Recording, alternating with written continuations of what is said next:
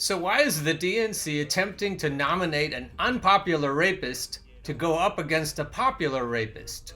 A new piece is out in Salon tackling Tara Reade's sexual assault allegations against Joe Biden. That piece, written by Amanda Marcotte, is presented as a just the facts analysis of the competing claims surrounding those allegations.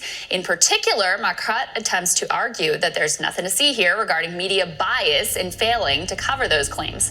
In fact, the massive gap between Marcotte's own past coverage of sexual assault survivors and how she's now treating Tara Reade exposes the very bias that she claims does not exist. Allow me to explain.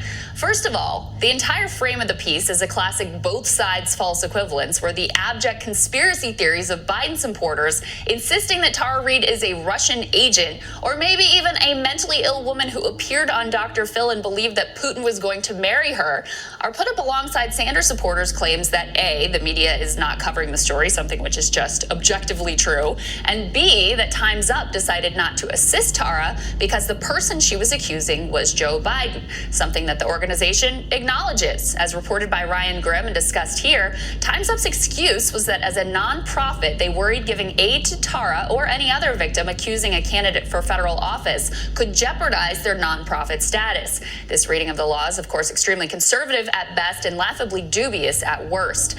Just to give you a sense, though, of the lengths that Marcotte went to make Tara look bad, she actually invented a new, different excuse for Time's Up. Marcotte argues that Time's Up doesn't assist victims with PR efforts, something which the organization itself never argued, and which is in fact belied by the mission statement, which is posted on their website.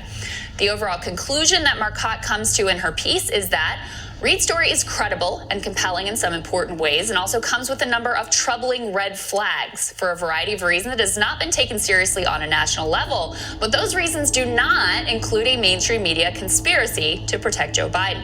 So in essence, Marcotte acknowledges that the media has not taken Tara's allegations seriously, but explains it away as owing to a number of troubling red flags. She goes on to say the Me Too movement deserves better than to be dragged into the sleaze like this.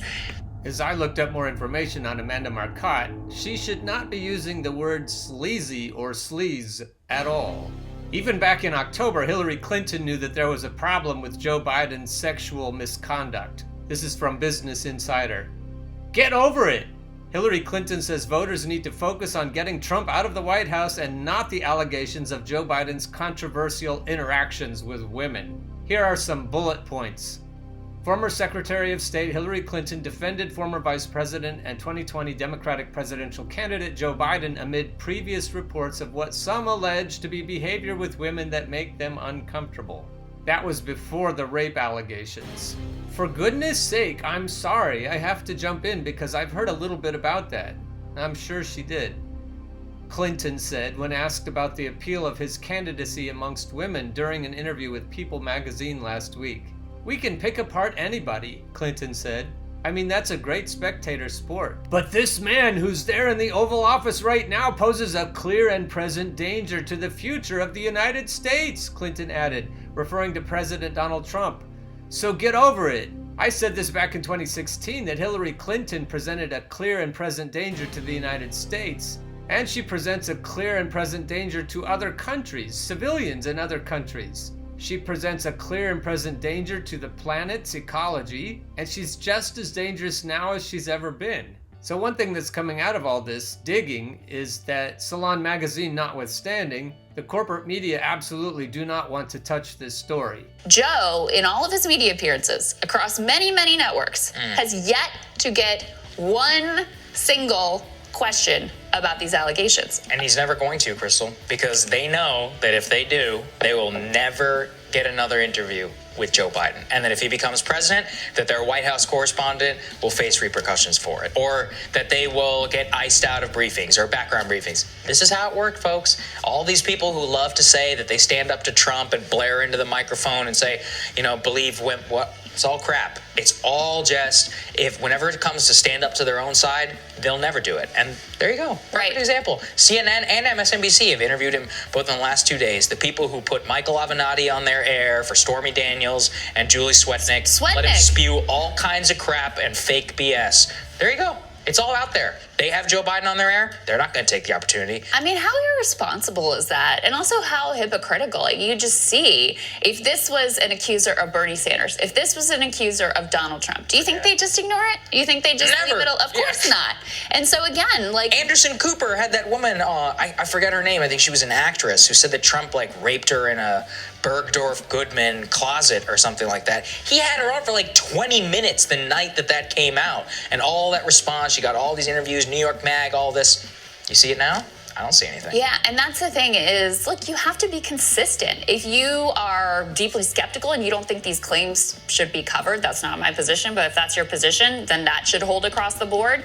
If your position is that women deserve a hearing, especially when, again, there's often not a witness in these situations. It often is he said, she said. So you have to take seriously the fact that Tara at the time told her mom, told her brother, told her friend who were willing, mother has passed away, but brother and friend were willing to talk to Ryan Grimm, willing to talk to Katie Halper, confirmed the fact that, yes, we are aware that this occurred at the time Tara told us about it.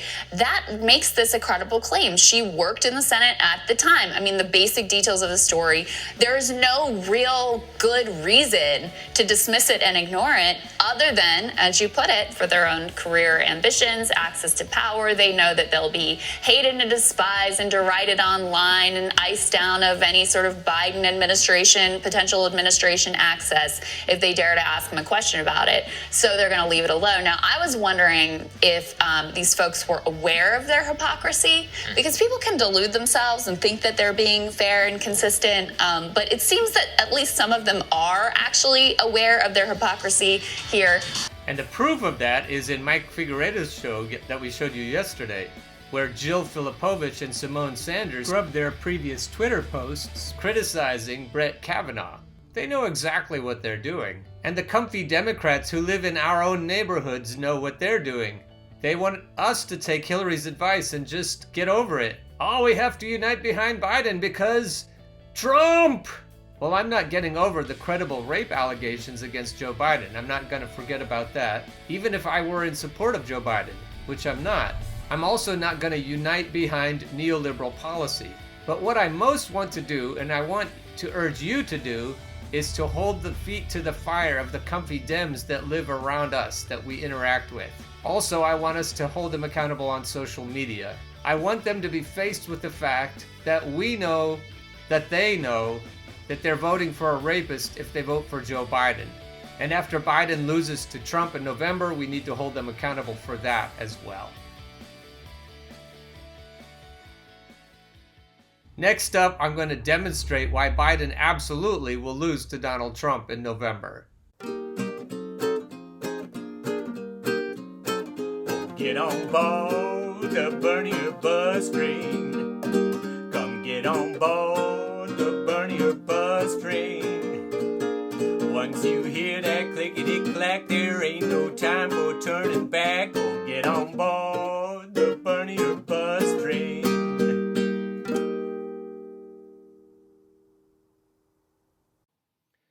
The preceding episode can be viewed on the YouTube channel Bernie or Bust Television.